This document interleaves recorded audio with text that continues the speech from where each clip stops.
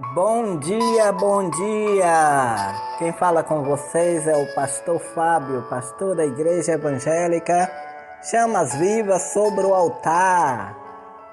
E eu quero falar com vocês que gostarem desta aula teológica para vocês compartilharem pelo WhatsApp, pelo YouTube e também você que não é inscrito no meu canal, você pode se inscrever diretamente entrando no YouTube, colocando lá Igreja Evangélica Chamas Vivas sobre o Altar. Você colocando, você vai encontrar, você vai se inscrever, dar seu like e deixar seu comentário.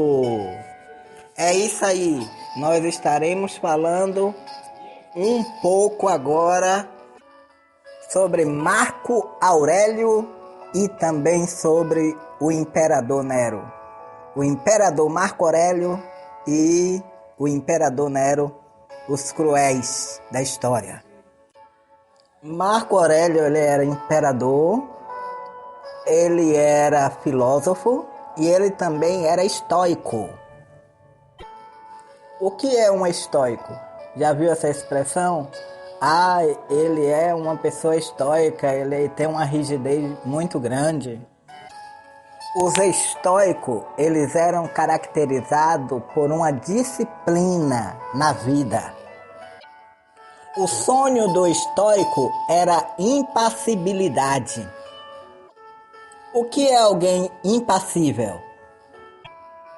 É alguém não levado por suas próprias paixões. Esse é o impassível estoico. Por exemplo, alguém chega para você e diz assim: você ganhou uma grande herança, você ganhou na loteria. A pessoa estoica, para ela é como se não fosse nada. Ela fica parada, normal. Foi? Tá bom. Essa é a pessoa estoica. É isso aí que indica que você não é dominado pela paixão. É aquela pessoa que está pronta para receber qualquer notícia e está ali preparado. O estoico, se a pessoa fala para ele: olha, aconteceu uma grande tragédia. Morreu sua esposa, seus filhos, seu cachorro. Tudo foi destruído seu, que nem a história de Jó. O estoico, ele olha e como se nada tivesse acontecendo. Pessoas assim é considerada como insensível, que não se deixa dominar pela emoção. Você sabe qual é a maior virtude do estoico? É o domínio próprio. E Marco Aurélio era alguém estoico. Era alguém que buscava isso. O domínio próprio era uma das virtudes que ele tinha. No entanto, Marco Aurélio, ele era uma pessoa muito supersticiosa. E começou a acontecer muitas tragédias nesta época. Por exemplo, pragas, doenças, epidemias aconteceram, inundações. E ele pensou o seguinte: isso que está acontecendo é porque nós não estamos adorando os deuses corretamente. Então ele pensou: por que não estamos adorando os deuses? A resposta é: por causa de quê? Por causa dos cristãos. Então ele tomou a decisão de acabar com o cristianismo. Então desse dia em diante ele marcou uma grande perseguição contra o cristianismo, e uma das pessoas que morreu foi a viúva Felicidade, que morreu nessa grande tragédia que ele massacrou os cristãos da época. Chamava-se Felicidade e seus 6 filhos, porque ela tinha 6 filhos. Ela simplesmente foi condenada à morte por ser cristã. Ela era uma pessoa que cuidava da igreja, arrumava a igreja, que fazia as coisas boas, né, na casa de Deus, e ela foi morta só por ser cristã. Ele era uma pessoa tão perseguidora que ele mesmo tomava a frente. Ele era quem ia em busca das pessoas para matar, para massacrar. Ele ia em busca dos cristãos e os matava. Com isso, a viúva Felicidade foi morta junto com seus 6 filhos, estraçalhada pelas feras. Imagine, meus irmãos, que morte terrível, né? Que morte terrível. Uma coisa admirável que aquela mulher disse antes de morrer. Ela disse: com a vida eu vou vencer você. E com minha morte eu vou vencer você. E ali ele lançou ela junto com seus filhos perante as feras e ela foi estraçalhada. Que coragem! E também um episódio muito interessante que aconteceu na Gália. Houve mártires de cristão em Lyon, na Gália. Nesse lugar houve um levante contra os cristãos, as pessoas começaram a tirar pedra nos cristãos, começaram a massacrar os cristãos e foi terrível. Isso foi no ano 177 depois de Cristo. Os cristãos de Lyon foram aprisionados, as pessoas ficaram sufocadas porque foram tanto cristãos sufocados ali, aquela multidão de pessoas ali presas, que não tinha lugar para colocar, que muitas morriam sufocadas. Irmãos, que tristeza. Imagine você naquela época sendo um desses cristãos, ali sendo preso, as pessoas xingando você, as pessoas difamando você, as pessoas inventando coisa contra você. Foi terrível, irmãos. E ali, entre aqueles mártires, tinha que negar a fé. Entre todos aqueles cristãos, multidão, só 10 apostataram, ou seja, só 10 negaram a fé. Mas o restante tudo morreram por amor de Jesus Cristo. E uma das pessoas que poderia abandonar a sua fé pela sua fragilidade era uma jovem chamada Blandina. Mas foi totalmente diferente do que as pessoas pensavam. Porque Blandina foi pendurada em uma estaca e de lá da estaca, ela pendurada, sendo massacrada, ela dizia: meus irmãos, não abandonem a fé, continue, persevere, daqui a pouco nós estaremos lá junto com o Senhor. E Blandina ali foi corajosa até o fim, ela morreu sendo uma heroína. Então aqueles que estavam massacrando viram que Blandina era muito corajosa, tiraram ela da estaca e começaram a fazer vários tipos de perversidade com Blandina. Massacraram Blandina, fizeram todo tipo de perversidade com ela, mas ela não negou a fé. Irmãos, olha que tipo de crueldade. Primeiro, pegaram os animais, irritaram os animais para que ela fosse mordida pelos animais. Então ela foi mordida pelos animais. Ela não negou a fé. Então quando viram que ela não ia negar a fé, botaram uma chapa quente, bem vermelha. Lembre de uma chapa quente bem vermelha. Botaram ela para sentar em cima da chapa quente. Irmãos, que crueldade. Que crueldade aconteceu com a pobre da Blandina. Mas ela foi fiel até o fim.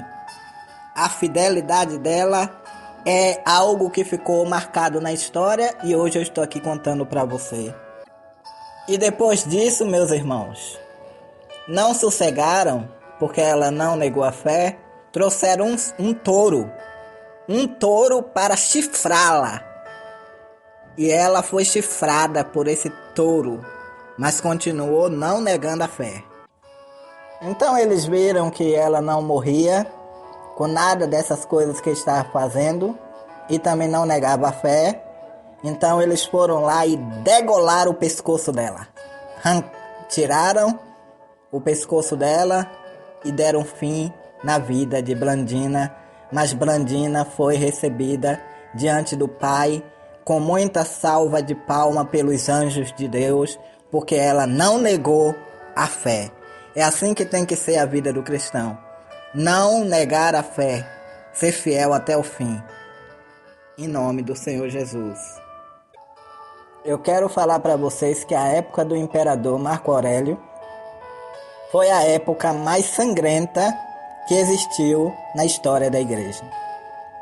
Ele foi muito perverso, muito cruel e matava com maior crueldade. Agora, meus irmãos e irmãs em Cristo, eu estarei falando com vocês um pouco sobre Nero. Nero foi um imperador mau e cruel. Dizem os historiadores que Nero, por ser tão cruel, ele tocou fogo, né? Ele botou fogo em uma parte de Roma. E quando ele colocou fogo em uma parte de Roma, dizem os historiadores, de que começou a cair nos ouvidos da população que poderia ser Tibério César, ou o Nero, que poderia ser o Nero, que tenha colocado fogo em Roma, devido a algumas situações na qual Nero havia provocado. Nero, quando ficou sabendo disso, Nero se preocupou e procurou alguém para poder colocar a culpa. E para quem foi que caiu essa culpa? Para os cristãos da época. Porque o arraial aonde viviam os cristãos não havia chegado fogo. Então foi bastante fácil para Nero botar a culpa nos cristãos e dizer que foi os cristãos que colocaram fogo em Roma, porque o arraial deles foi o único lugar que não pegou fogo. A maioria da população já tinha rixa dos cristãos, porque os cristãos não adoravam seus deuses e só um Deus. Então foi fácil do povo aceitar. Então o povo aceitou e Nero começou a massacrar com a população. Foi através de Nero que Pedro foi crucificado de cabeça para baixo, como diz a história. Foi por Nero que Paulo foi também assassinado, foi morto, né? Ele matou. Nero criou um circo. Circo para nós hoje é uma tenda aonde as pessoas fazem graça para as pessoas rirem. Só que naquela época o circo não era assim. O circo de Nero era um local aonde tinha gladiadores, aonde tinha leões, animais ferozes, aonde eles praticavam vários tipos de crueldade e ficava um grande auditório cheio de pessoas para assistir toda aquela crueldade. E Nero foi marcado com isso, porque Nero ele pegava os cristãos, ele colocava na cova dos leões, ele botava lá para os leões, deixava 7 dias sem comer, e ali os cristãos eram estraçalhados. Nero, ele já tinha lá aquelas guilhotinas, aonde eles partiam os cristãos no meio, pedaço por pedaço. Nero era uma pessoa muito cruel, muito mesmo. Nero foi tão cruel que ele matou a maioria da sua família. Imagine como não era esse homem. E para enterrar, ele criou uma estátua dizendo que ele era um deus e ele tinha que ser adorado. Então Nero não era uma pessoa que prestava. Nero botou a culpa nos cristãos e os cristãos tiveram que fugir e os cristãos tiveram que morar, sabe aonde? Nas catacumbas. O que é uma catacumbas? É lugar onde coloca os defuntos. Um cemitério cristão. Era lá no cemitério cristão que ficava a maioria dos cristãos. E diz que o cemitério cristão era um cemitério gigantesco. Era um cemitério gigantesco onde cabia muitas pessoas. E ali eles colocavam também corpos de pessoas que eles matavam e jogavam lá e não enterravam. Os cristãos pegavam e enterravam ali no cemitério. Naquele cemitério, os cristãos adoravam a Deus. Naquele cemitério, os cristãos celebravam a ceia. Se tivesse 3 cultos no dia, era 3 ceias que tinha no dia. Não é que nem hoje, que é uma vez por mês, 2 vezes no mês. Não. A ceia era todos os cultos tinham a ceia. E no cemitério cristão, ou no cemitério dos cristãos, ficava ali, e ali tinha ceia, ali tinha muitas orações. A perseguição continuou severa. Muitas pessoas foram mortas, massacradas de uma forma cruel, perversa. E depois que passou a era de Nero, veio outros imperadores, e esses outros imperadores não foram tão cruéis como Nero. Eles perseguiam ou faziam alguma coisa com os cristãos, era se fosse comunicado. Mas o que é que eu quero falar com vocês? Que a maioria dos imperadores que perseguiu aos cristãos eram os imperadores que queriam fazer o melhor para a cidade, para o seu país.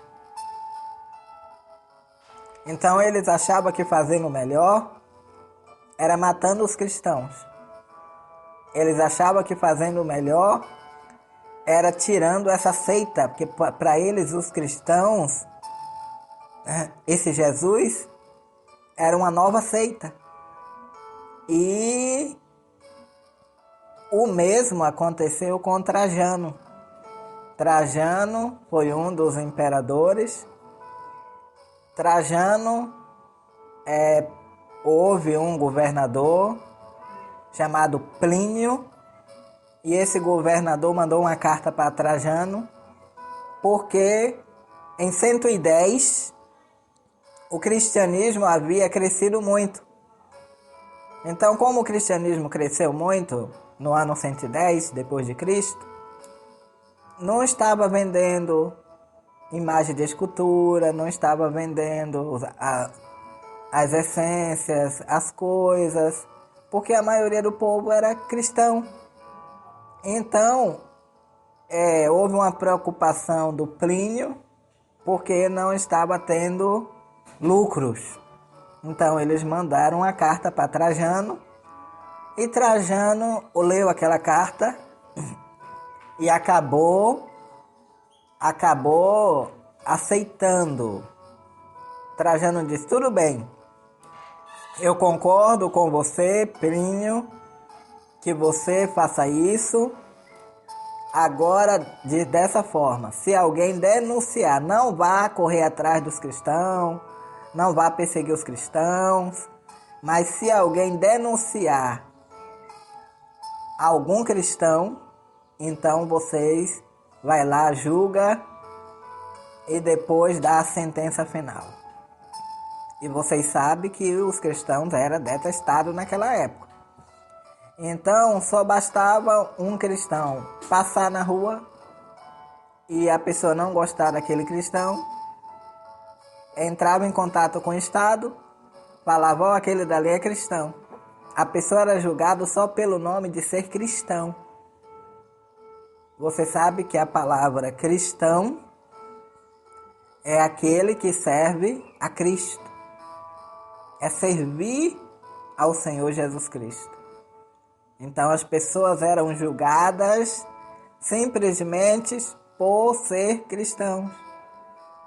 E foi com isso que muitos homens de Deus foram massacrados, né? Foram massacrados, foram pisoteados, foram colocados em chapa quente, foram colocados em jaulas e lançados sobre as águas.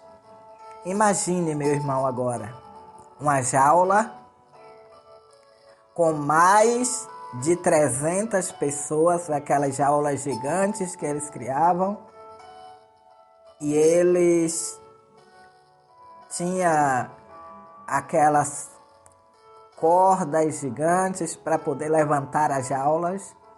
Eles enchiam de cristão até que não cabia mais. E eles levavam até a determinado lago. E ali eles mergulhavam aquela jaula nas águas. E as pessoas, com o peso da jaula, afundava naquele lago e ia morrendo afogada, sufocada. Quando não era assim, eles pegavam a jaula e eles tocavam debaixo, botavam bastante lenha, bastante querosene, bastante aquele óleo preto, e ali eles tocavam fogo. E os cristãos iam torrando. A cabeça às vezes passava pela jaula de tanta dor e sofrimento que ficava preso entre as jaulas. Vendo algumas fotos na qual alguns pintores pintaram, eu parei para observar e vi o quanto era terrível. Irmãos, esses dois imperadores, ou três, eu citei já três aqui, Marco Aurélio, esse Nero, o Trajano, não foi tão cruel, mas também foi mau. Porque quando a pessoa levava até ele, simplesmente por causa de um nome, as pessoas eram mortas. E isso perdurou, meu irmão, até 210 depois de Cristo, viu? Porque Tertuliano de Cartago, ele fala sobre isso. Vocês estão matando as pessoas por causa de um nome. Não tem uma culpa, não tem nada que aponte essas pessoas, simplesmente porque elas têm, por causa de um nome cristão, é que vocês estão matando essas pessoas. E os imperadores dizem: é por causa desse nome mesmo, porque eles seguem, eles são ateus. É porque eles são ateus, eles não creem nos deuses. Então, se eles não creem nos deuses, então eles merecem morrer. Era assim que eram as grandes perseguições, eram terríveis, eram massacrantes. E houve uma era, né? Nós sabemos que depois de 70 depois de Cristo, 50 anos se passaram e nós não sabemos o que aconteceu. Nós não sabemos o que aconteceu com Apolo.